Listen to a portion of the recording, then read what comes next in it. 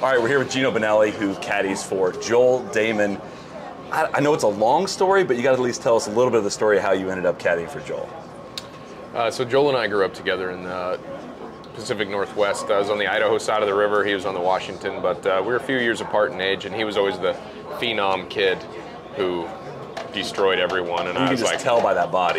Right, exactly. I was like, I'm going to be friends with this guy because he's going somewhere. So thankfully that all worked out, and he played on the Canadian Tour, McKenzie Tour now for 5 years before finally winning the money list up there and getting Corn Ferry Tour status. And I had a desk job, and we still kept in touch. We were good friends. When he'd come back home, we'd play together, and wrote him an email and just, can I please caddy for you?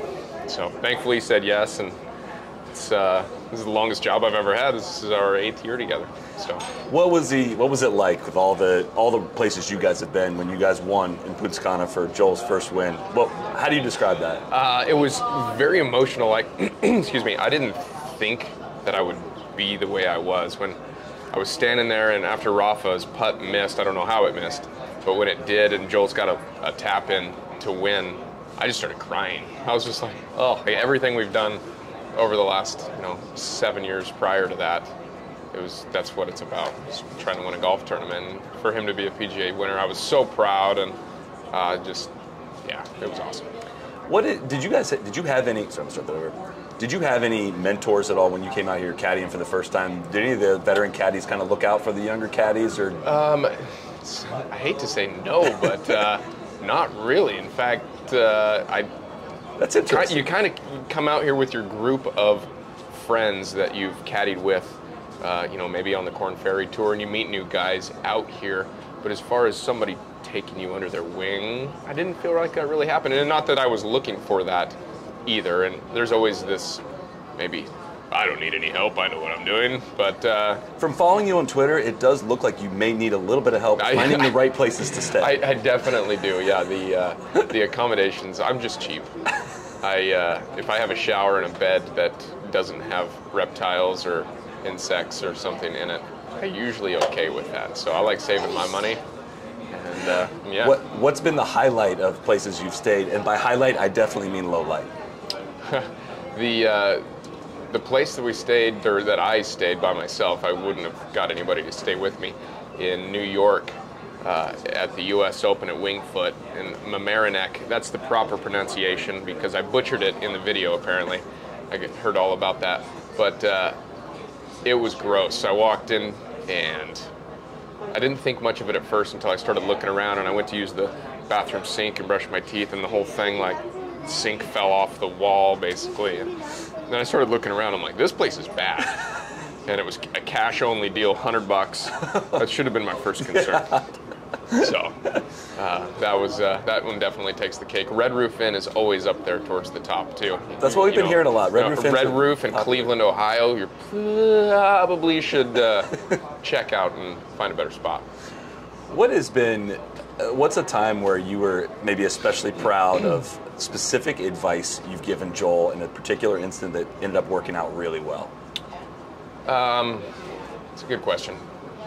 I think with Joel, there's little advice every day that we go back and forth with, but once in a while, he'll be trying so hard and grinding so hard and want something so much, and may hit a bad shot or something, and then his emotions get the best of him. So I think being able to say, hey, knock it off, we're fine, and having the ability to have those, like, smack him in the face kind of moments are always beneficial. And he might not appreciate it in the moment. He might say, shut up, just let me be mad. I'm like, no, knock it off. You're acting like a 2-year-old right now. So those happen, and he always appreciates it after the fact. So how do you motivate Joel? Back 9 of a Sunday, but you guys are about T45. How do you motivate him? The best way to motivate Joel is, it's so funny because I can make a $5 bet with him on the golf course, and he's like, yes, done. And he is fully locked in on winning that $5 bet, opposed to making 4 birdies coming down the stretch and winning an extra $100,000. He's like, I'm going to take my caddy's $5. So we do a lot of on-course stuff like that. He was telling us last night that you'd be like, hey, up and down here is $7,000, and that snaps him back into it. Yeah, exactly. So we always put a monetary value on things. I remember at the Players' Championship a couple years ago, we had a little chip shot from the front of the green. It was that front left pin, and he goes, how much is this worth if I make it?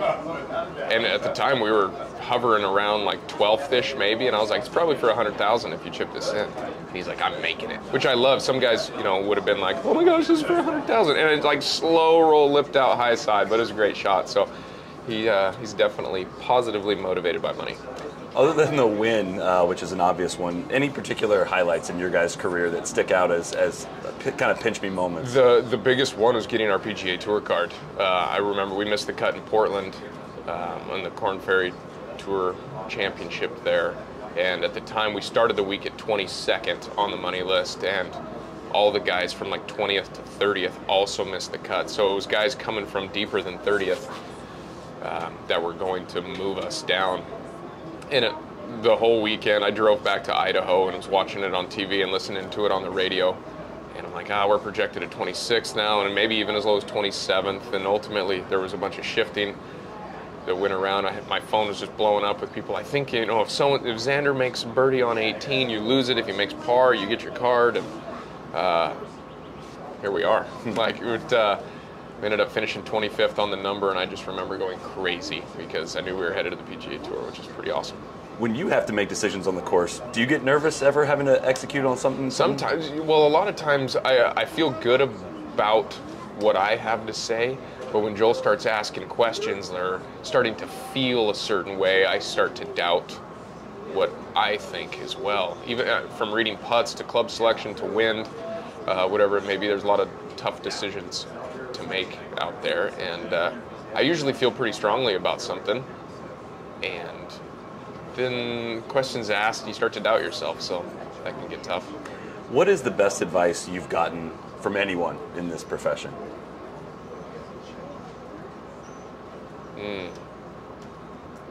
That's a great question. Wish I had more time to think about this. You did ask me to prepare. Hey, last night when I was like, hey, is there anything that you can text me? You're like, no, let's just wing this. Shit. We're going to have to edit this portion. Sorry, little child. That's fine. I don't know. Yeah, that's I know I've gotten some decent advice. okay. I don't know. Don't stay in the Red Roof's Inn. Right? That might be my answer. You're going to ask me this question again after I think. We'll do a different one. What is the worst advice you've ever given Joel, or something, a read or a wind or something that you got totally wrong? Oh, that's a great one. I feel like it happens every day. Yesterday, probably. He's like, you got this right edge? I'm like, I've got a left edge or outside left or whatever it may be. That stuff happens, and but usually club selections into the wind, or he's really good at flighting shots down and taking a lot of speed off of a shot. So if we're into the wind and we have 130 yards, he might hit an 8-iron, and I just don't see that, and I myself would never do that. And he's like, I'm just going to kind of chippy cut this 8 in there, and in those situations, I usually just shut up and get out of the way and just be like, yeah, you do whatever you want. But then if it ends up bad, he's like, how'd you let me hit an 8-iron from 130? I don't know. I'm so sorry. So much of your job is managing that person, right. Not the golf It's just trying to shots. get a read on what he's feeling and how confident he is in what he's about to do. Love it. All right, we'll go get him today. So, Appreciate your time, Geno. Thanks, Take bud. care. Now I got to think of advice, though. Like somebody surely has given me some good advice. I don't know. I'm going to text you later with Okay, a better answer. I should have warned you.